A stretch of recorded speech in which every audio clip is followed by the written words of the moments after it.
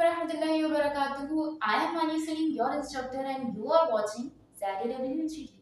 Okay, so in today's video, we are going to discuss the time management of Urdu paper for Board of Intermediate Education Karachi. Karachi board के लिए first year और second year के students के लिए ये video होने वाली है.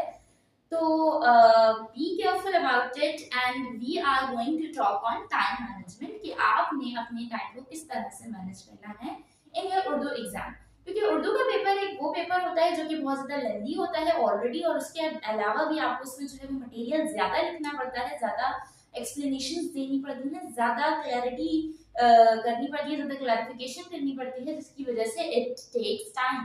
तो अगर आपको सब कुछ आता भी है और फिर उर्दू में बहुत सारे लोगों का मानना और कहना ये होता है कि बहुत ज़्यादा याद करने की ज़रूरत नहीं पड़ती, क्योंकि उर्दू हमारी अपनी मादरी ज़बान है, तो हम बहुत सारी चीज़ें खुद से लिख सकते हैं. ठीक है, तो ज़्यादा रट्टा नहीं लगाना पड़ता, राइट. लेकिन सेक्शन सी जो आपके पास होता है सर, उसमें आपको फिर भी बहुत सारी चीज़ें जो है वो मेमोराइज करनी पड़ती हैं, राइट. तो टाइम मैनेजमेंट को डिस्कस करने के लिए सबसे पहली चीज जो कि हमें पता होनी चाहिए इज कि हमारा पेपर पैटर्न क्या है. ठीक है, पेपर में कितने क्वेश्चंस होते हैं, कितने हमें अटेम्प्ट करने होते हैं बेसिकली, और उसके बाद कितने क्वेश्चंस के कितने पार्ट्स हमें अटेम्प्ट करने होते हैं, तो फिर उस हिसाब से हम जो है वो अपना टाइम मैनेज कर सकेंगे, राइट. तो सबसे पहले तो आपके पास होता है हिस्सा अलिफ सेक्शन ए, जिसमें आपके पास 20 एमसीक्यूज होते हैं, 20 मार्क्स होते हैं और 20 मिनट्स होते हैं, 1 minute for each MCQ.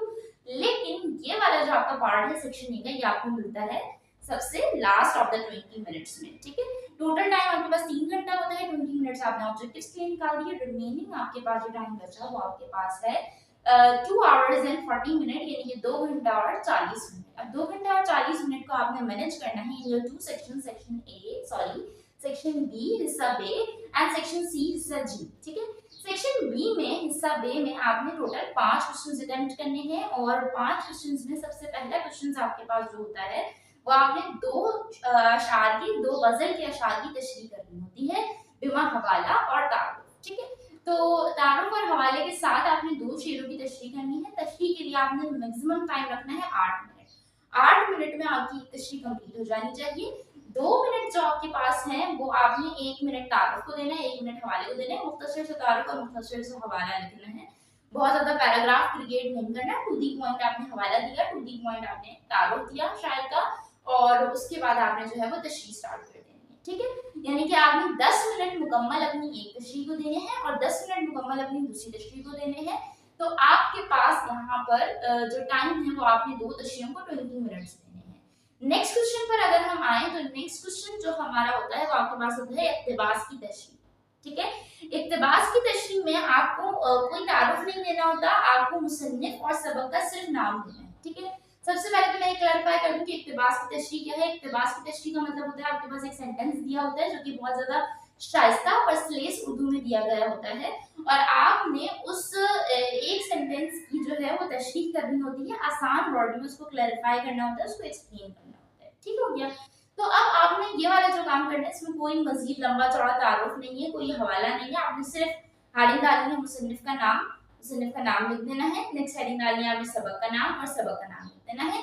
Then आपने तशरीह की हेडिंग लगाकर इक्तिबास की तशरीह कर देनी है. ठीक है, तो इसके लिए you set your time about 10 minutes. ठीक है, 10 मिनट में आपकी तशरीह मुकम्मल हो जानी चाहिए.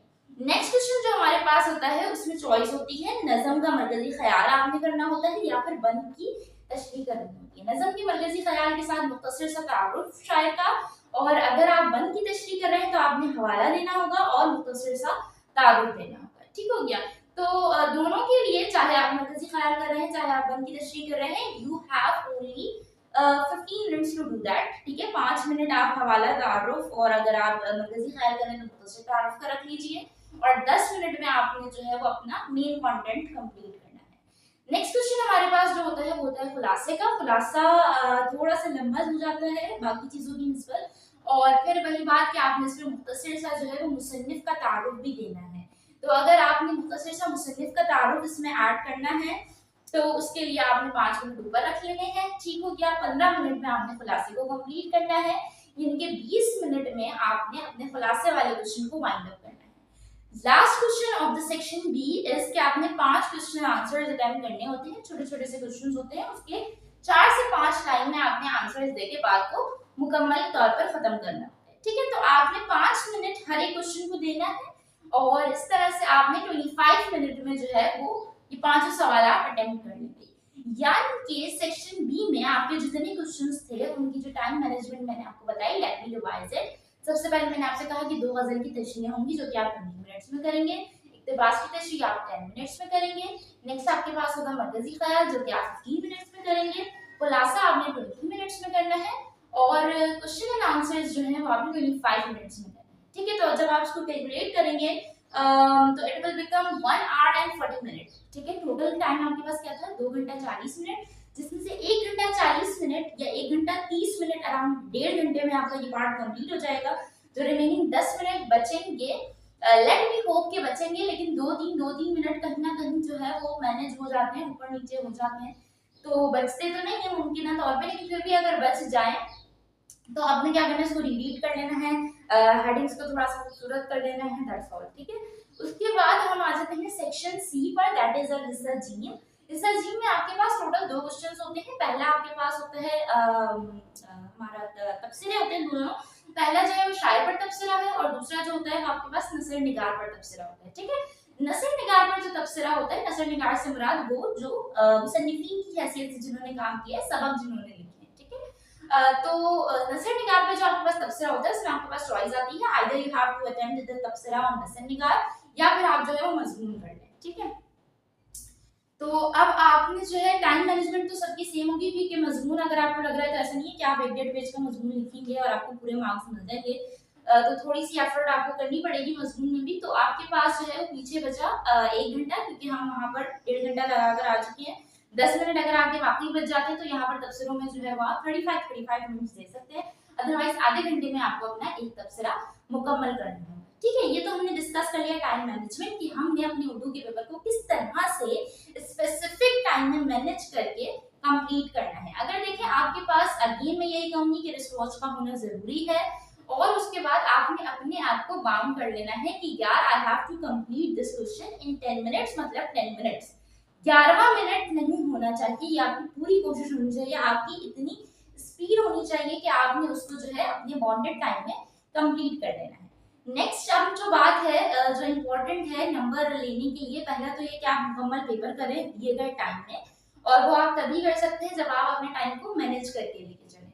दूसरा ये कि आपने पेपर तो कंप्लीट कर लिया लेकिन आपने प्रेजेंट अच्छा नहीं किया। प्रीवियस वीडियो अगर आपने देखी हो जो कि मैंने टाइम मैनेजमेंट पे ही बनाई थी, फिजिक्स और केमिस्ट्री की, अगर नहीं देखी तो डिस्क्रिप्शन में आपको लिंक मिल जाएगा, उसको जरूर जाके देख लीजिएगा। उसमें मैंने बताया था कि प्रेजेंटेशन कितनी इंपॉर्टेंस रखती है और क्यों इंपॉर्टेंस रखती है, राइट। तो ये जरा बातों का आपने ख्याल रखना है। And second thing is that कि उर्दू के पेपर को प्रेजेंट कैसे करना है ये मैं आपको बताने लगी हूँ नेक्स्ट वीडियो में, और साथ ही मैं आपको ये भी बताऊंगी कि किस क्वेश्चन का आपने कितना आंसर लिखना है, कितना कंटेंट डालना है, क्या क्या हेडिंग्स होनी चाहिए, क्या क्या रिक्वायरमेंट्स होनी चाहिए, जिसकी बुनियाद पर आप पूरे तो नहीं, क्योंकि उर्दू, इंग्लिश, पीएचडी, इस्लामियत ये वो सब्जेक्ट्स होते हैं जिसमें आप पूरे मार्क्स नहीं ले सकते।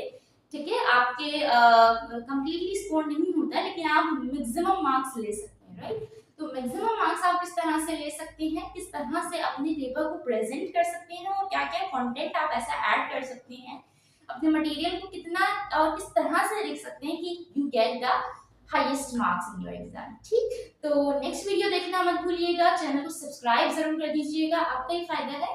वीडियो अगर आपको ऐसा लगे किसी के काम आ सकती है तो शेयर जरूर करना है। Don't forget to like also. अपना बहुत सारा ख्याल रखिएगा, मुझे दुआओं में याद रखिएगा। अल्लाह हाफिज।